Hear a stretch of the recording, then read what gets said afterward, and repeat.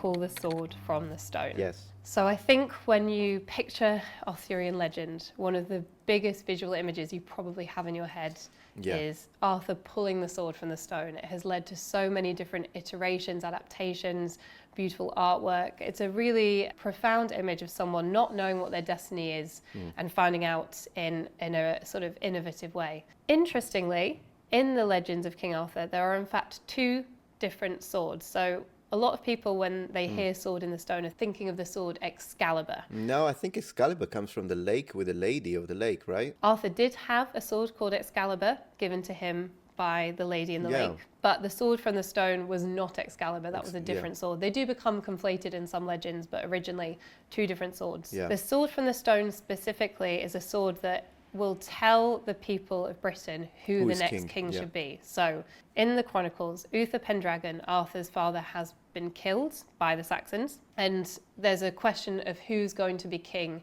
next.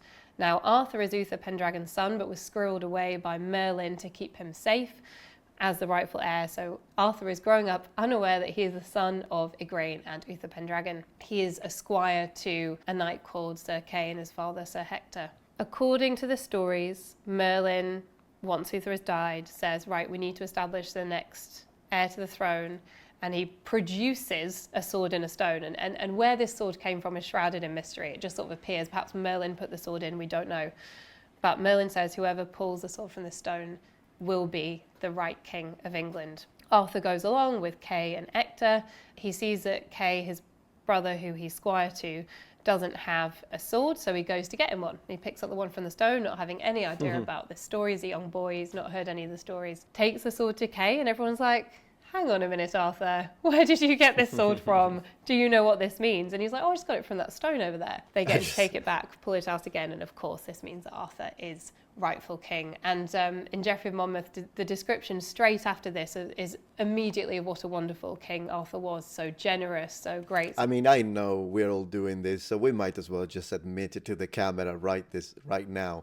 We are all thinking of the Disney one, aren't we? The Disney iteration of the story of, the Arthurian legend still remains, even though I'm not a huge fan of Disney anymore, but that one remains a really good one. I think it would be something I would show a kid of mine, even if it's would be considered super old media. It's just such a beautiful way. And Merlin is awesome.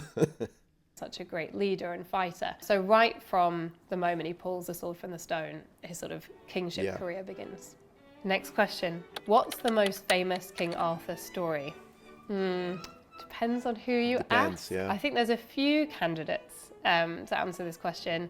One that immediately pops into my mind is the story of the Holy Grail, just again because it lives so much in our cultural memory. Indiana Jones, for example, Monty Python and the Holy Grail. The idea being that there's this relic, this icon associated with Jesus Christ. Remember, Arthur is a sort of Christian king in a lot of the legends. Arthur wants his knights to go and get the Holy Grail, to find the Holy Grail and bring it back to Camelot, so that's one possibility. But I think also a lot of the spin-offs become quite famous. Stories that don't really involve Arthur that much at all. So a really popular one, or we think it was probably quite popular in the Middle Ages, is Gawain and the Green Knight, where one of the knights, Gawain, goes on a quest and he meets this sort of green monster, green giant, as it were. And then I think also the love affair between Lancelot and Guinevere, which brings down the Round Table, it is pretty famous as well. This idea that Arthur's most loyal favourite knight fell in love with Arthur's queen, Guinevere.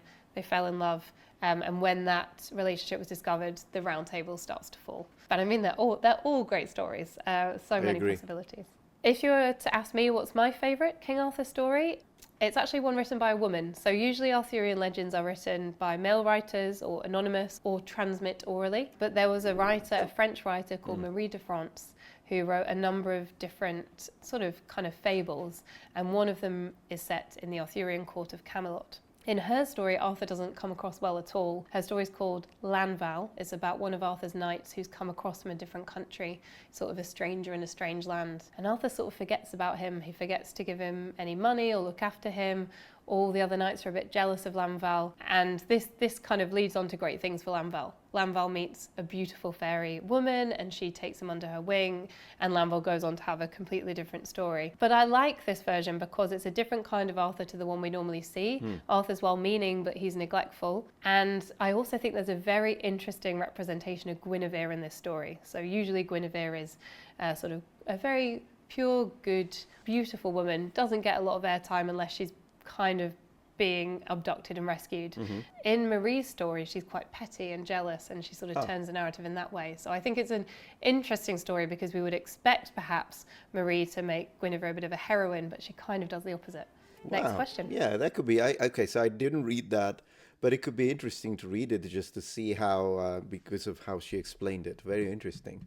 Let's do one more, but let's choose it. So Merlin, let's have a look at this round table. Yeah, let's check out the round table, and then I would refer you to click the link in the description or in the pinned comment to go finish the video and watch all of the other sections.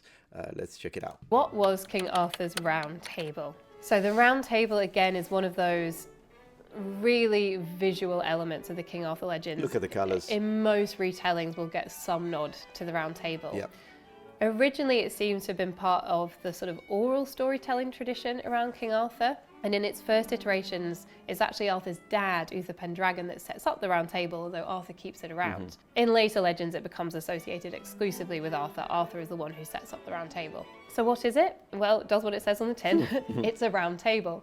Why is that important? Because it means no one is prioritized over anyone else. If you're sat around a round table, everybody is equal. There's no head of the table, there's no bottom of the table, and essentially irons out any kind of inequalities. So what we tend to get in mentions of Arthur's round table is this emphasis on him wanting everyone to feel like they have a seat at the table, everyone's voice will be heard, an egalitarian, almost democratic society. Yes, he's still the king, he still is in charge, but... Yeah, I wouldn't call it democratic at all, Professor, but that's just me.